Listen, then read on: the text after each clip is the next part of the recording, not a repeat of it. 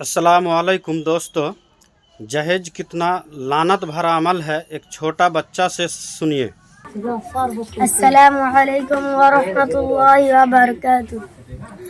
नहमदुहु व नुसल्ली अला रसूलिल करीम, अम्मा बाद। अऊज़ु बिल्लाहि मिनश शैतानिर रजीम, बिस्मिल्लाहिर रहमानिर रहीम। इन्नल मुबज़्ज़िरीन कानू इख़वानश शयातीन व काना अश-शैतानु लिरब्बिही कफ़ूरा।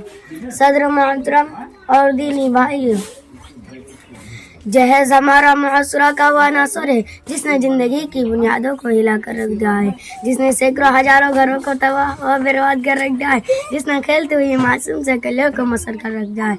हजारों जवान लड़कियों की नाजायज बातों ने बुरी कर दिया है। यह वो मौलिक और खतरनाक बीमारी है जिसे हम और आप जानते हैं। मेरे भाइयों, आज पूरे हिंदुस्तान के अंदर, खास तौर से हमारे मुआसरे के अंदर, जहेज एक ऐसा अनासर बन गया है जो एटमी हथियार से ज्यादा खतरनाक और महलिक साबित होता जा रहा है। उस जहेज की बुनियाद पर हिंदुस्तानी रोजमर्रा अखबारात के रोना के राज बनकर यह सरखियां छपती है कि फला सव्वर ने अपनी नई नवेली दुल्हन को जहेज न मिलने पर मौत का घाट उतार दिया।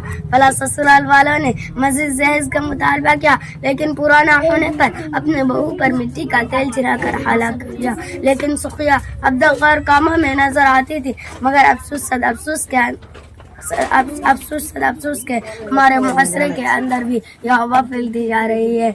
मेरे भाइयों, आज जहेज का नाम पर बढ़ चढ़ने वाली उम्मत के मासूम कलियों हमसे सवाल कर रही है कि क्या गुनाह थे हमारे के हमें मौत का सजा दे गई, क्या कसूर थे हमारे के हमें फांसी पर लटका गई, क्या हमें सिर्फ इसीलिए मौत का घाट उतारा जा सका कि हमारे पास जहेज में देने के लिए ज़ेवरात नहीं थे। उम्मत के मासूम कलियों इस्लाम का नाम लेने से चीख चीख कर कह रही है, काश इस्लामी शरीयत किताबों की वजह अमल में आ जाती तो घर घर जन्नत के नमूना बन जाती। आखिर में अल्लाह ताला से दुआ है कि अल्लाह ताला हम सबको जहेज जैसी लानत से महफूज करो। आमीन।